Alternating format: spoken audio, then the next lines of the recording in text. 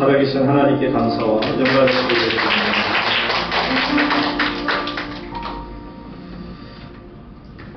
우리 옆에 계신 분하고 함께 인사하시 바랍니다. 반갑습니다. 잘 오셨습니다. 만원의 받으시기 바랍니다.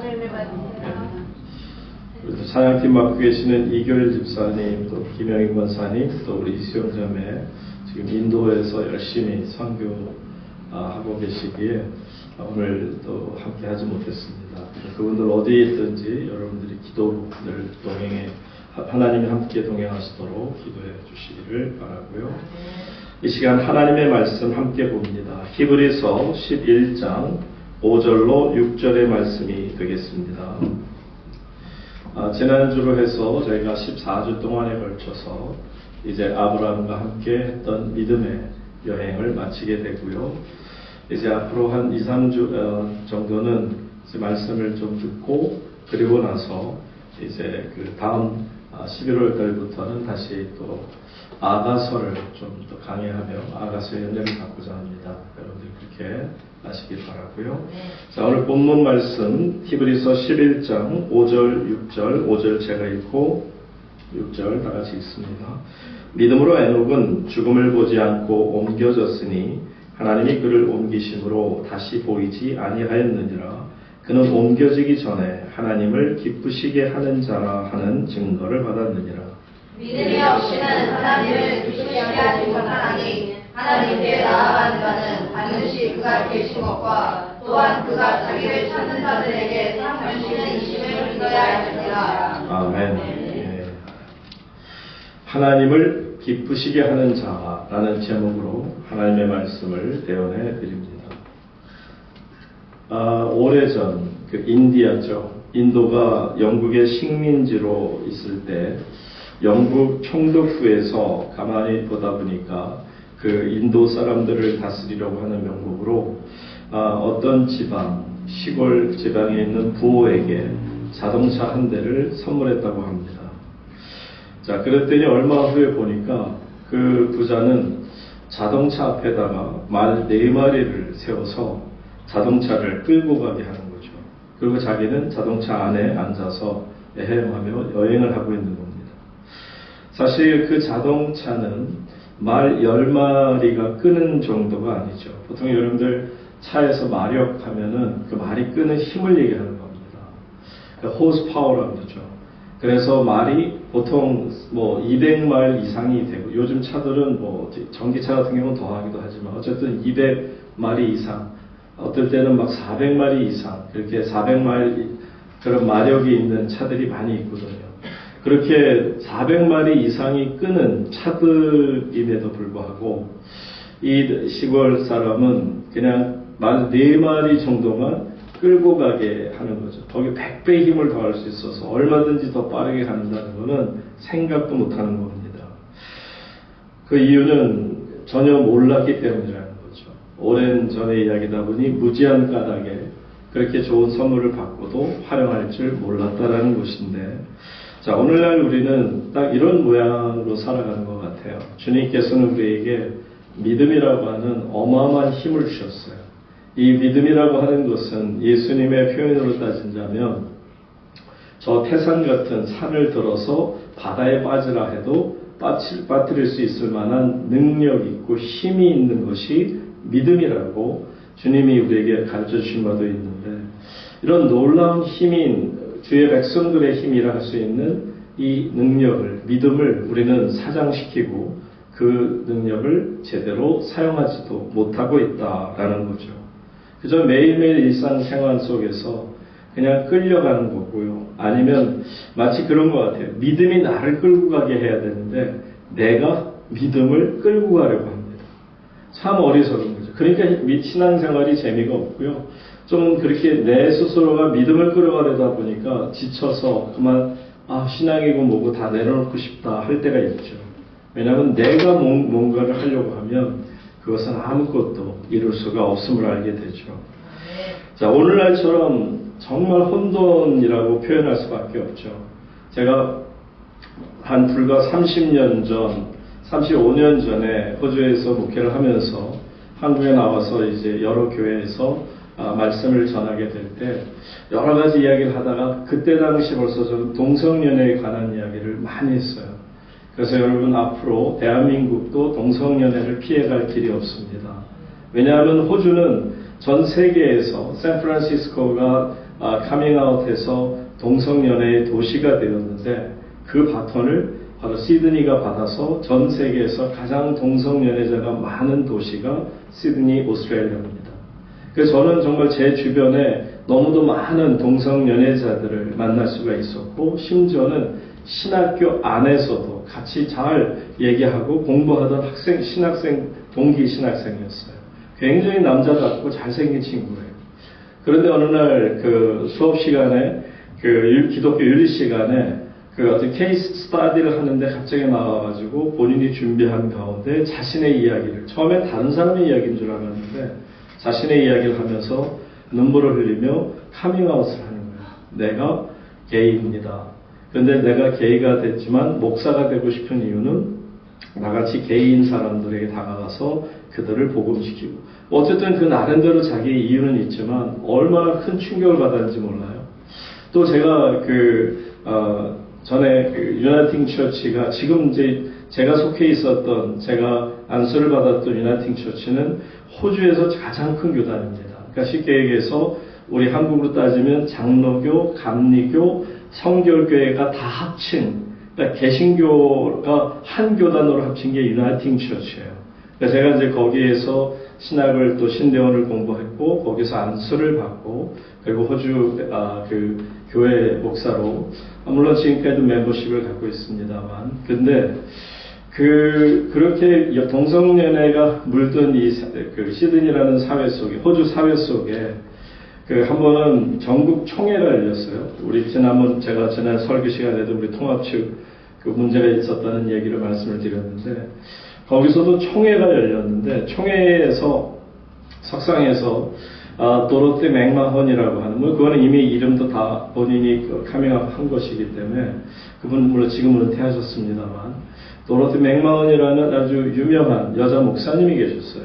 근데 머리가 하얗세요. 그거는 완전히 백발이신데 생기기도 인자하게 생기셨어요. 누구라도 좋아하고 저한테도 굉장히 또 친절했고 또 저한테도 항상 이렇게 제 문제를 같이 이렇게 하시던 분이라 저는 마음속으로 그분을 상당히 좋은 분, 참 좋은 분이라 했는데 글쎄 그분이 총회석상에서 카밍아웃을 했어요. I'm a lesbian. 내가 동성연애자입니다. 다 뒤집어졌어요. 그랬더니 거기에 또 재밌는 게 총회에 참석했던 분 중에 반은 막 너무 화가 나서 막 씩씩거리는 분도 있고 또 어떤 사람들은 눈물을 같이 흘리면서 박수치고 일어나가지고 솔직하게 그걸 카밍아웃 했다고 용기 있다고 그러고 박수 쳐주고 그러더니 결국 지금 제가 속해 있었던 그 유나이팅 처치가 동성연애 목사들을 안수까지 합니다. 그러니까 목사도 동성연애자가 목사가 될 수 있어요. 그래서 저는 그때 이제 제가 시드니 갈보리 교회를 할 때인데 저희 교인들하고 의논해서 공동회를 열고 그래서 전체가 우리는 유나이팅 처치에서 탈퇴합시다. 어떻게 우리가 동성연애하는 교회하고 같이 갈 수 있습니까? 그거는 이제 어쨌든 그런 역사가 있었죠.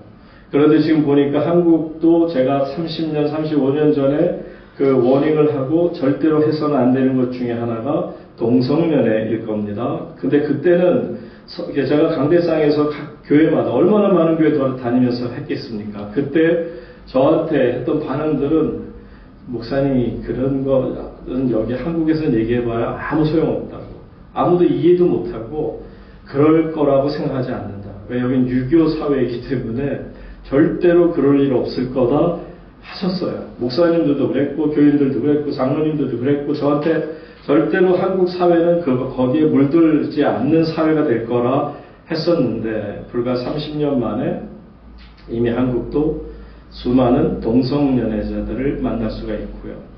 또 제가 한국에 나와서 목회하는 동안에도 한국 장로교 제가 통합측이었습니다. 통합측 목사님 중에도 동성연애자가 있었어요. 그래서 그분하고도 만났고 그분이 군목으로 갔다가 거기에서 그러니까 병사 하나를 말하자면 성추행이죠. 하다가 걸려서 그래서는 이제 그 군복을 벗고 그리고 지금 하는데 그래도 목사는 계속 하고 있어요. 그런 거 지금 여러분 이 시대가 이런 시대가 된 거예요. 혼란으로 가득 찬 세대. 막 숨을 쉴 수 없을 만큼 몰아쳐 오는데 이번에도 아마 시내에서 또 그 게이 동성연애 그 페스티벌이 있을 겁니다. 앞으로 이제 제가 지금 이거 하다가 저 잡혀가도 여러분 나중에 저 경찰서로 찾아오셔야 될 거예요. 저 잡혀갈 수 있어요.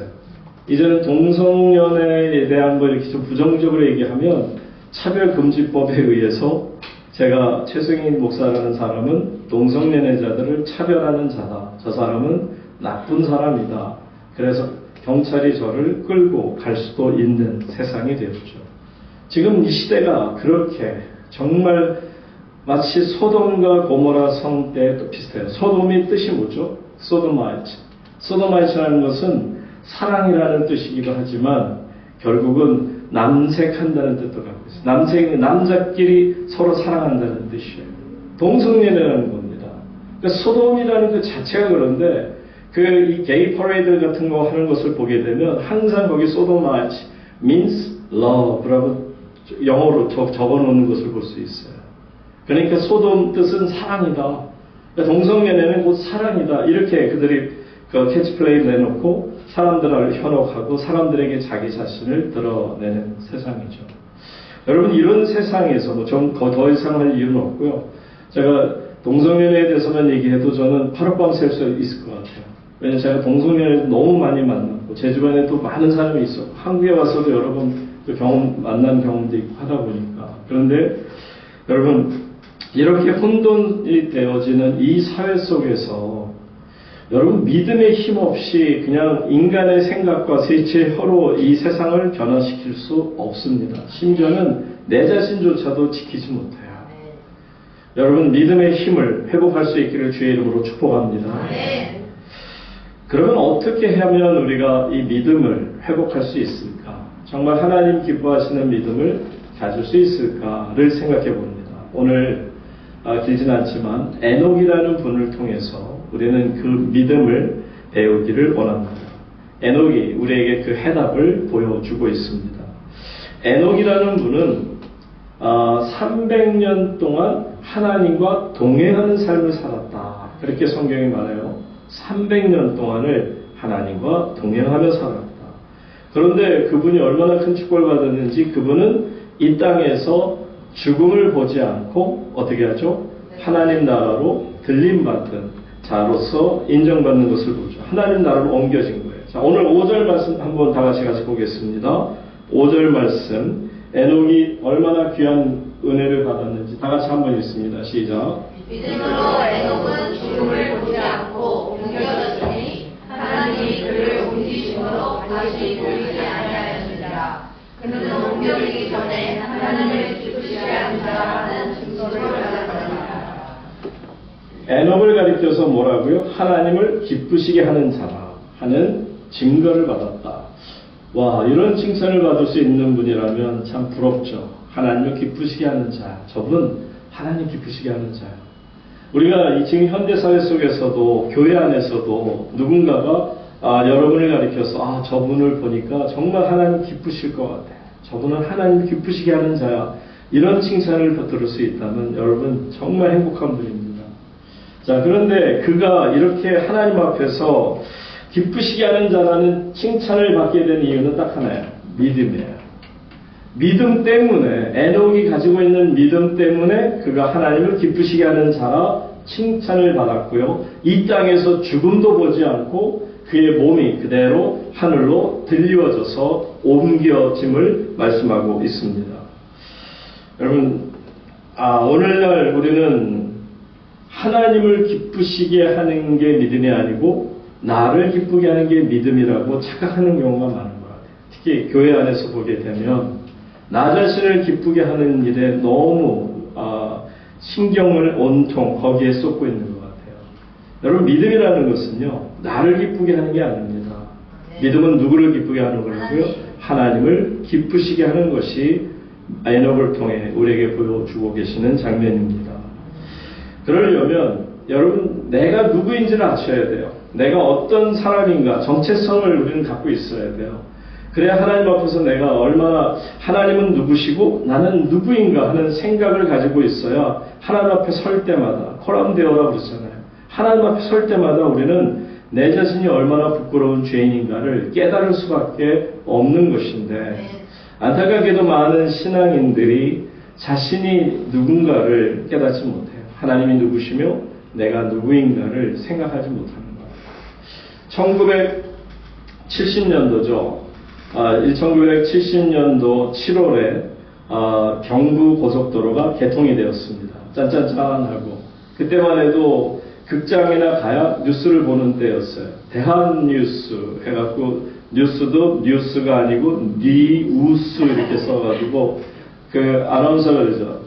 박정희 대통령께서는 오늘 어디로 가셨다 이렇게 제가 자숙내를 내는데 이렇게 사람들이 웃으시면 제가 못해요.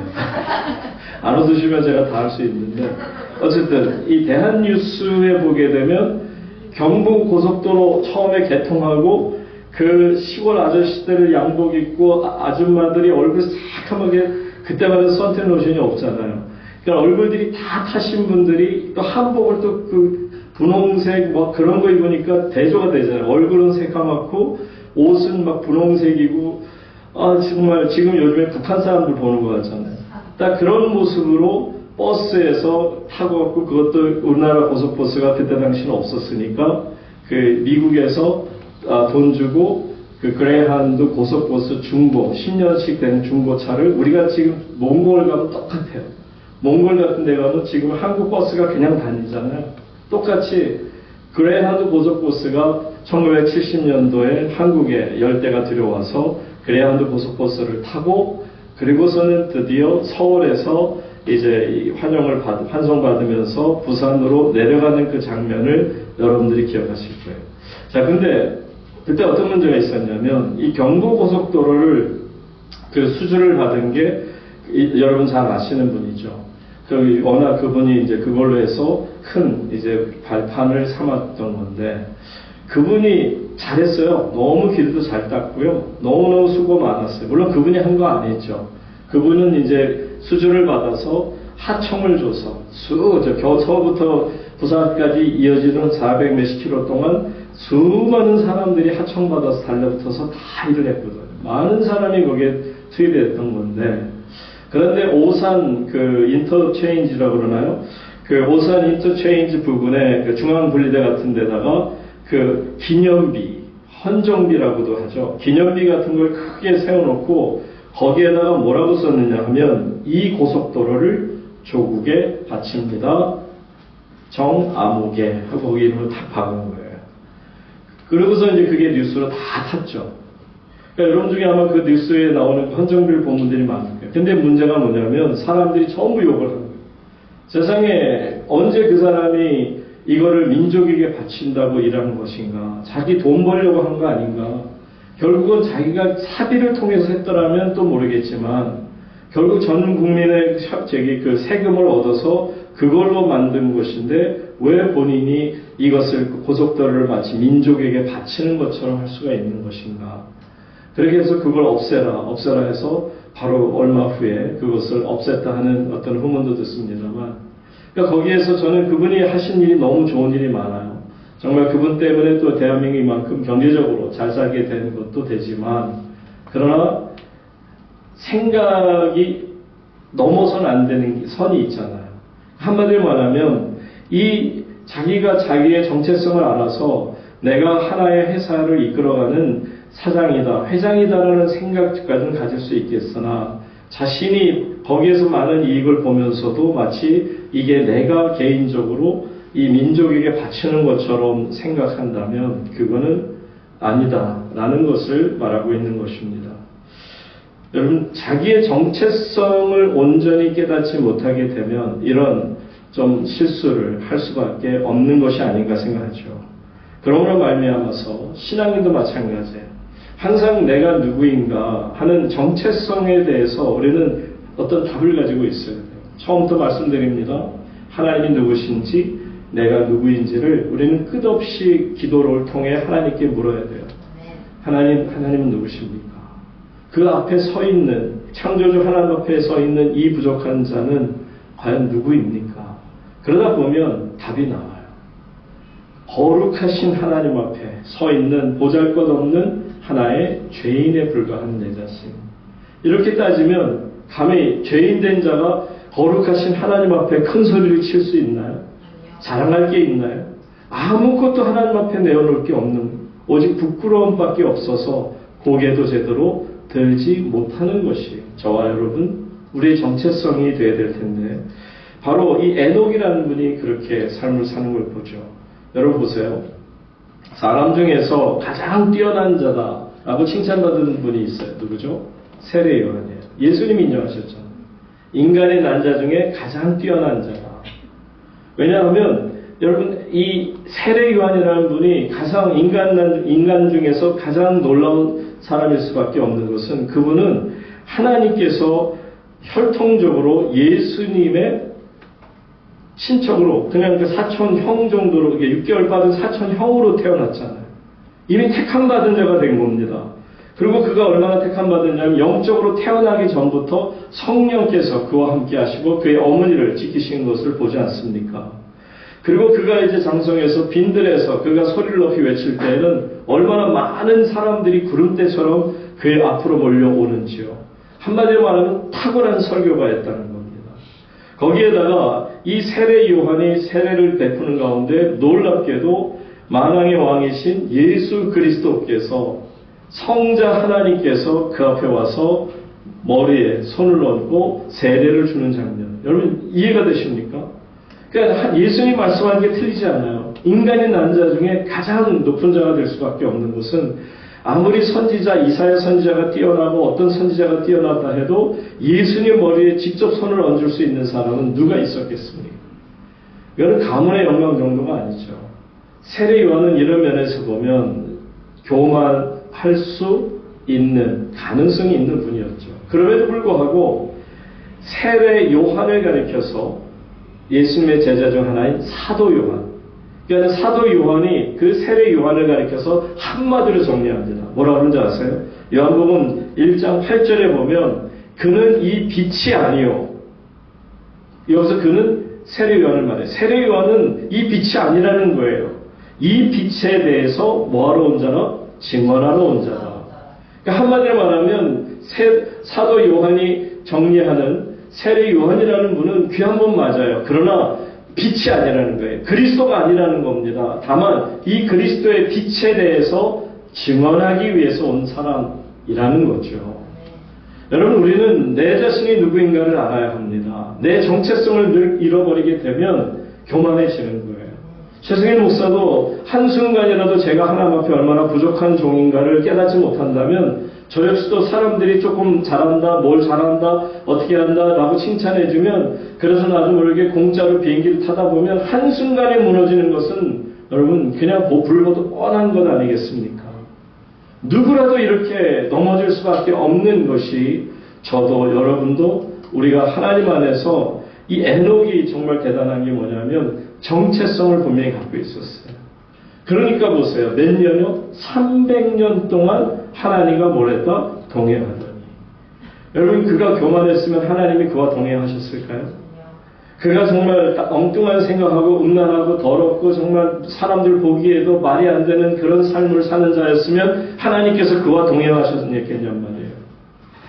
그와 동행하셨다는 이야기는 하나님이, 물론 에녹이 하나님을 기쁘시게 하는 자라는 칭찬도 듣지만 동시에 하나님도 에녹을 볼 때마다 아이고 내 이쁜 새끼. 여러분 사랑하게 되면 자꾸 보고 싶고요. 보고 싶고 보고 또 보고인가? 보고 또 보고 그러고 싶은 거예요. 그건 어쩔 수가 없어요. 사랑하니까. 사랑하면 궁금할 수밖에 없고요. 목소리라도 듣기를 원하고요. 그거는 온 세상 사람들이 다 마찬가지입니다. 하나님 앞에서는요, 여러분이 사랑스러운 하나님의 자녀들이에요. 그러니까 하나님도 계속 여러분들 어떻게 지내나 하는 궁금한 걸 갖고 계세요. 왜? 사랑하시니까. 그러니까 여러분, 그런 분한테 여러분 나아간다면 두려울 게 없는 거예요. 나를 사랑하시는 분인데 그분 앞에 갈 때 무슨 격식이 필요하겠으며 무슨 두렵고 떨리는 마음이 있겠습니까? 정말 에녹은 300년 동안 하나님과 동행하는 그 시간이 아침으로 저녁으로 늘 하나님 앞에 서 있는 시간이 너무 행복했을 거예요. 자, 이처럼 자기를 깨달아 아는 자, 자기 성찰이 있고 자기 자신을 깨닫고 그러다 보니까 자기를 스스로 정화시킬 수 있는 이 에녹이 하나님 앞에 온전한 믿음을 인정받게 되니, 자, 그러면 에녹이 가졌던 믿음은 어떤 믿음일까요? 한번 보세요. 6절 가서 보세요. 그러면 하나님을 기쁘시게 하던 그 에녹의 믿음이라는 게, 에녹이 하나님을 기쁘시게 하는 게 뭐냐? 믿음이 없이는 하나님을 기쁘시게 하지 못하는. 여기서 나오는 거예요. 그러니까 에녹이 믿음을 가졌기 때문에 하나님이 기쁨을 받으셨고, 하나님 자신이 너무너무 기뻤다는 겁니다.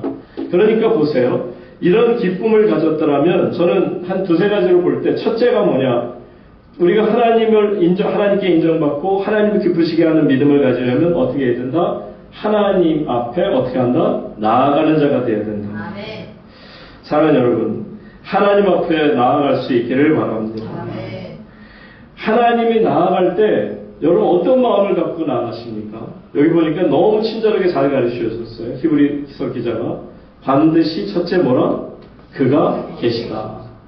그가 계시다는 거예요. 그리고 그 계시는 분이 그냥 계시는 게 아니라 어떤 분이다? 자기를 찾는 자들에게 뭘 주신다? 상 주시는 이심을 우리로 믿어야 할지니라. 그러니까 여러분이 갖는 믿음이라는 건 뭐냐면, 여러분이 하나님 앞에 나올 때 하나님이 살아계신 하나님인 것을 반드시 믿으시기를 바랍니다. 그리고 여러분이 그 하나님 앞에 나아가면 하나님께서 맴매하려고 기다리시는 게 아니고 여러분이 필요한 모든 것을 우리에게 선물로 채워주실 줄로 믿습니다. 사랑하면 자꾸 뭘 보면 사주고 싶은 거예요. 사랑하면 정말 그런 것 같아요. 애기를 여러분들 사랑해 보면 장난감 같은 걸 보면 전에는 눈에도 안 들어왔어요. 제가 장난감 가질 이유도 없습니다. 근데 애기를 보면서 보니까 저거 장난감이 애기가 되게 좋아하겠다 라는 생각을 갖게 되는 것을 제가 깨달으면서 그런 거구나. 여러분, 하나님께서는 자신을 찾는 자들을 정말 기뻐하시고요. 그냥 기뻐하시는 로 끝나지 않고 여러분들이 필요한 게 먹을 것이든 입을 것이든 여러분들이 누울 것이든 여러분들이 필요한 모든 것을 공급하시는 하나님이심을 믿으시기 바랍니다. 하나님 앞에 나와 하나님이 계신 것을 아는데 저 사람이 지금 건강이 필요하구나. 건강도 채워주실 줄로 믿습니다.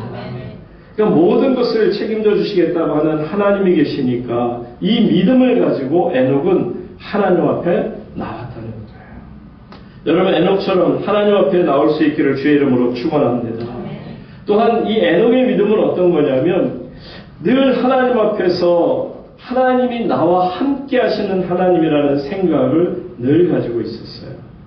여러분, 이게 얼마나 중요한 믿음 안에서의 여러분의 생각인지 모릅니다. 여러분들께서 하나님이 죽은 하나님이라면, 돌이나 나무 같은 하나님이시라면 여러분과 함께 할 수 없겠죠. 그런데 살아계신 하나님이시기 때문에 여러분에게 상도 주실 수 있는 거고 여러분과 늘 동행하시고 함께하고 대화를 하기를 원하시는 하나님 아니시겠습니까? 여러분들 옛날에 국민학교 때 보면 운동회에서 이렇게 발을 묶고 뛰는 거 있잖아요. 아빠하고 아들하고 그렇게 해가지고서는 거기다가 이렇게 줄 하나 묶어놓고 영차하고서는 이제 들어가는 건데, 여러분, 하나님과 동행한다는 게 다른 거 아니에요. 하나님과 함께 발을 묶고요. 하나님 발, 내 발 같이 묶고 같이 이렇게 걸어가는 거예요. 영차. 얼마나 좋습니까? 하나님께서 더 크시잖아요. 난 조그마하고. 그러니까 큰 아빠가 아들하고 할 때 아들의 발에 맞춰 두느라고 얼마나 수고하세요. 그냥 혼자 다니시고 휙 하고 달려나갈 수 있는데도 아들의 다리에 묶여 있으니까 그 아들의 발에 맞춰 주느라고 아버지께서도 천천히 그러면서도 한 발짝을, 여러분, 하나님은 사랑이십니다. 우리 아버지세요. 그래서 하나님이 나와 동행하신다고 하는 것을 깨닫게 되면요, 너무나 기쁜 거죠. 그러면 에녹이 어떻게 하나님 앞에서 하나님과 동행하고 그것도 300년 동안 가는 동안에도 하나님을 기쁘시게 하는 자가 될 수 있었을까? 그 이유를 잠깐 설명드리고 말씀을 정리합니다. 여러분, 이 에녹이라는 분의 그 아들이 누구죠? 에녹의 아들이 바로 그 유명한 배, 수화무, 거북이와 두루미 하다가 맨 마지막에 무드셀라도 나오잖아요. 그죠? 무드셀라, 인간의 나이로서 가장 오래 산, 이 인류 중에 가장 오래된 분이에요. 나이가 몇 세죠? 969세까지 사셨던 분이에요. 거의 1000년을 살았다고 보는데, 어쨌든 에녹의 아들이 누구라? 무드셀라예요. 무드셀라의 아들이 누구죠? 라멕이에요. 라멕의 아들이 누굽니까? 노아입니다. 그러니까 이 에녹이 노아의 뭐라? 증조부 할아버지, 증조 할아버지가 되는 거예요. 근데 여러분, 그 에녹을 하나님께서 이제 아들 무드셀라를 주실 때 뭐라고 주시는가를 보세요.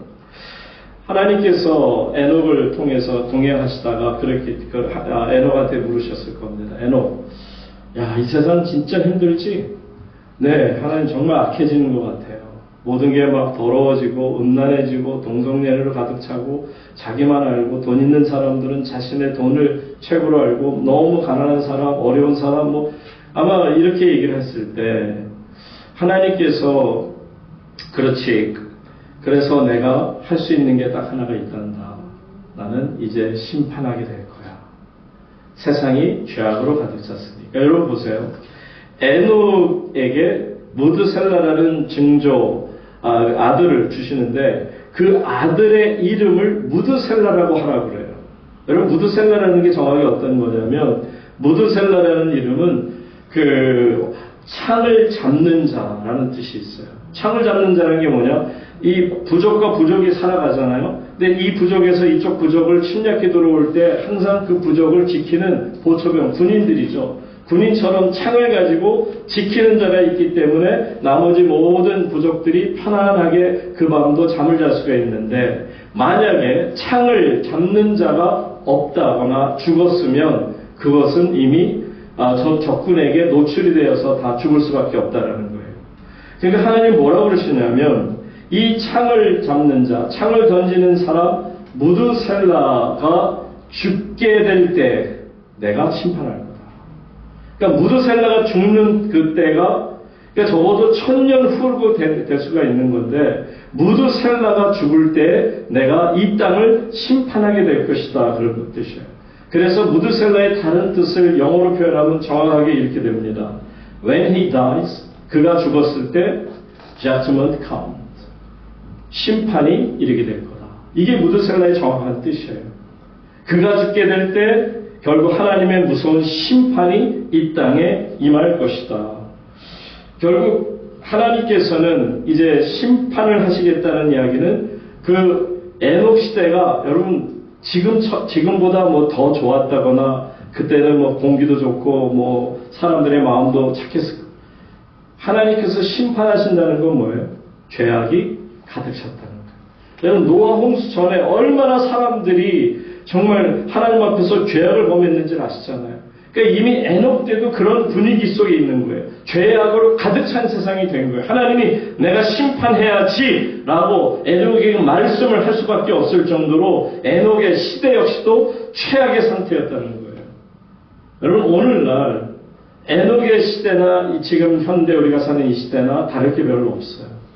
그 시대도 그랬던 것처럼 지금 시대도 음란하고 도덕이 무너지고 사람들의 생각이 무너지고 무엇보다도 하나님을 인정하는 일이 점점 무너지는 이 시대. 전 세계 어디를 가도 미국을 가든 호주를 가든 유럽을 가든 심지어는 한국 교회들조차도 무너지기 시작하면서 이제는 걷잡을 수 없는 혼돈 상태에 빠진다는 거예요. 이게 바로 죄악이라는 겁니다.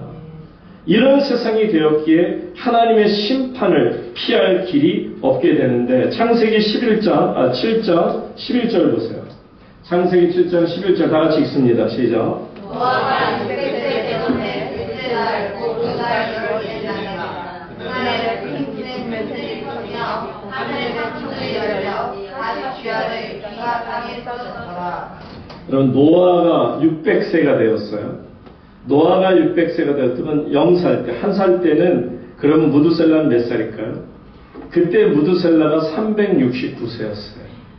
그러니까 정확하게 그가 369세고요. 노아가 600세가 되니까 그 할아버지가 무두셀라니까 할아버지가 969세가 되는 해가 무두셀라의 마지막 인생의 해라는 거예요.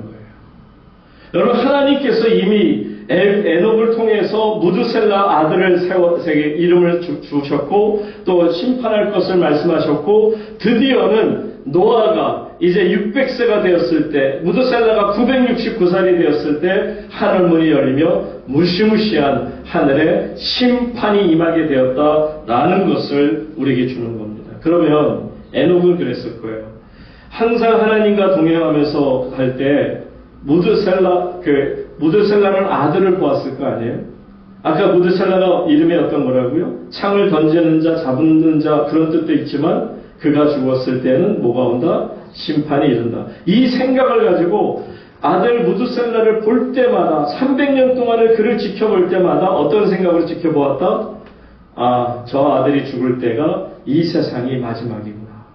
그러니까 에녹은 더욱더 긴장하면서 자신에게 주어진 삶에 있어서 하나님과 동행하며 하나님을 기쁘게 하는 일을 애쓰는 자가 아니었을까를 우리는 충분히 생각해 볼 수 있는 것입니다. 여러분, 에녹의 시대, 노아의 시대, 바로 예수님 말씀하신 것처럼 노아의 때와 같을 것이다. 언제가요? 예수님 다시 재림하시게 됩니다. 데살로니가 말씀 한번 보세요. 데살로니가전서 4장 16절 17절 16절 다 같이 읽습니다. 시작. 주께서 소령과 천사장의 소리와 하나님의 나팔 소리로 친히 하늘로부터 강림하시리니 그리스도 안에서 죽은 자들이 먼저 일어나고 17절 계속 그 후에 우리 살아남은 자들도 그들과 함께 구름 속으로 끌어올려 공중에서 주를 영접하게 하시리니 그리하여 우리가 항상 주와 함께 있으리라. 아멘. 사랑하는 성도님 여러분, 이거는 제가 여러분들에게 지어낸 말도 아니고요. 그냥 저는 성경 말씀 그대로 말씀을 드리면 에녹만 하나님께로 들림받는 게 아니에요. 마지막 때 어쩌면 예수님께서 우리가 살아있는 이 시대에 오신다면 저와 여러분은 최초의 인간으로서 정말 에녹처럼 휴거될 수 있을 거예요. 뭐 제가 죽고 나서 오셔도 상관없어요. 뭐 우리의 후손들도 똑같이 결국 우리의 후손이 있을 때 주님이 다시 오셔서 나타나는 현상이 뭐냐? 마치 에녹처럼 엘리야처럼 살아남은 자들이 그들과 함께 어떻게 해요? 구름 속으로 끌어올려 랩처라고 그러죠. 휴거가 되는 거예요. 공중에서 주님을 만나게 되는. 사랑하는 여러분, 저는 제 시대에도 올 수 있고요. 또 제 자녀의 시대, 아니면 제 자녀의 자녀의 시대, 더 후손의 시대에 이르러서 올 수도 있긴 하겠지만 중요한 것은 반드시 주님이 다시 오시는 역사가 일어날 줄로 믿습니다. 그러니까 여러분들이 늘 깨어 기도할 수밖에 없고요. 에녹처럼 그 아들 무드셀라를 볼 때마다 그래 마지막이 올 거야. 저 아들이 죽고 나면 물론 내가 먼저 죽더라도 내가 죽고 난 다음에 저 무드셀라는 아들이 얼마나 살지는 모르지만 한참 있다가 살더라도 어쨌든 그가 죽게 될 때는 이 땅에 마지막에 심판이 있을 거예요. 지금 제가 하는 말하고 뭐가 다릅니까? 여러분 분명히 기억하셔야 돼요. 여러분이 에녹이 될 수 있어요. 저도 에녹이 될 수 있어요. 아, 이 땅에 마지막이 분명히 올 것이다라는 걸 우리가 믿어야 합니다. 하나님 사랑 맞으세요. 사랑을 우리에게 주시는 분이세요. 필요한 거 채워주시는 하나님이세요. 그러나 동시에 여러분 어떤 하나님을 믿습니까? 에녹은 다시 오실 예수 그리스도를 믿는 것처럼 심판의 하나님을 믿습니다. 무드셀라를 통해서 반드시 그가 죽을 때 심판이 오겠다는 것을 믿었던 것처럼 그래서 제가 그런 뜻으로 말씀드린 거예요. 제 때에 오실 수도 있지만 제 후손의 후손에 이르러서 그들의 그 아들들 때에 그 아들들이 죽을 때 오실 수도 있고요. 어쨌든 하나님께서는 반드시 The Second Coming of Jesus Christ, 예수 그리스도의 재림이 있게 될 줄로 믿습니다. 시간이 넘어가는데 설교를 끝낼 생각은 안 하고 아직도 많이 남았는데 그냥 나중에 또 할게요. 그래서 저는 하나님과의 관계가 이처럼 에녹과 하나님의 관계처럼 아름다웠으면 좋겠어요. 이것을 한마디로 말하면 아름다운 동행이라고도 말할 수 있죠. 여러분 300년 동안 그냥 동행한 게 아니에요. 아름다운 동행이었어요. 에녹도 하나님이 늘 함께 계신 게 너무 좋았고요. 하나님 입장에서도 얼마나 에녹이 사랑스럽고 나를 기쁘게 하는 자다 생각하니까 기특한 거예요. 그래서 항상 그 아들의 마음을 정말 뭔가 이렇게 위로해주고 축복해주고 뭔가 자꾸 채워주고 싶은 마음이 하나님께는 없었겠습니까? 자, 이렇게 서로 동행하는 것. 이 동행이라는 것은 저는 그래서 참 좋은 단어라고 생각해요. 여러분, 동행이라는 거는요, 한마디로 서로의 관계가 어떤 맺힌 게 없는 거예요. 서로 인간관계 속에서 보면, 아, 나 저 사람 싫어, 나 이 사람 싫어. 사람이 살다 보면 싫을 수 있죠. 또 저도 마찬가지로 누군가 싫은 사람들이 있어요. 성격도 싫고 생긴 것도 싫은 분들도 있을 수 있고 싫을 수 있어요. 그건 어쩔 수가 없는데, 근데 여러분, 하나님과의 동행 속에서 보면 관계가, 하나님과의 관계는 맺힌 게 없다라는 거예요. 마음에 응어리진 게 없어요. 그냥 보는 것만으로도 좋고요. 그냥 목소리만 들어도 좋은 거죠. 이게 저는 아름다운 관계고 아름다운 동행이고, 에녹이 이렇게 300년 동안을 살았다면 와, 그분 참 대단한 행복했겠다. 그러니까 오죽하면 다른 사람 다 죽어 나가는데, 그런데 이 땅에 죽음을 두지 않고 하나님이 직접 그를 데려가셨을까. 사랑하는 성도님 여러분, 하나님과 화해가 없이는 절대로 동행이 이루어질 수 없습니다.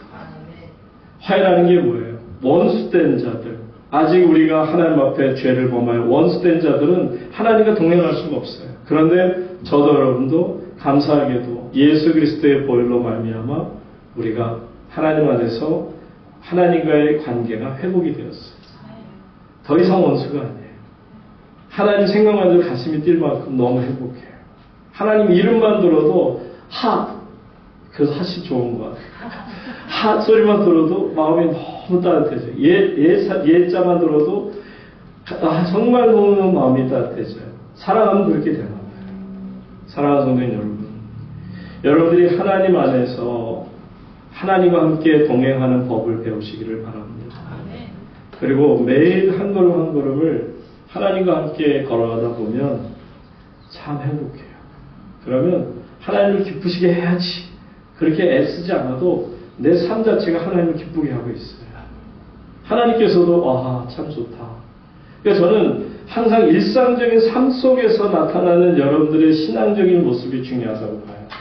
교회에서 주일날 강대상에 서 있는 최 목사의 모습만 좋다고 해서는 아닙니다.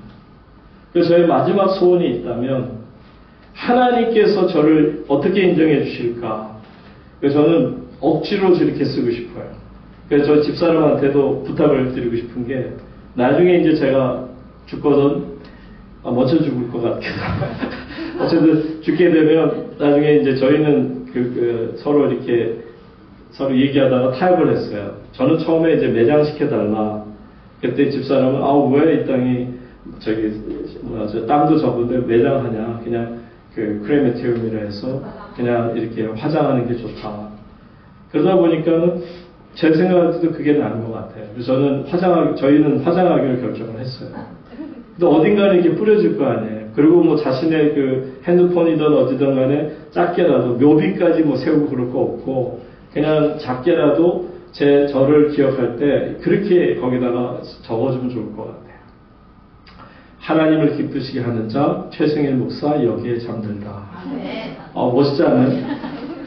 여러분들이 평상시에도 이렇게 늘 하나님과 동행하고요, 하나님 마음에 합하고 하나님도 여러분을 생각하면 너무 좋으신, 이제 그렇게 살다 보면 여러분 하나님을 기쁘시게 할 수 있어요. 애녹이 될 수 있고요. 저도 여러분도 그렇게 하나님을 칭찬을 받는 하나님의 자녀가 되기를 주의 이름으로 축원합니다. 함께 기도하겠습니다.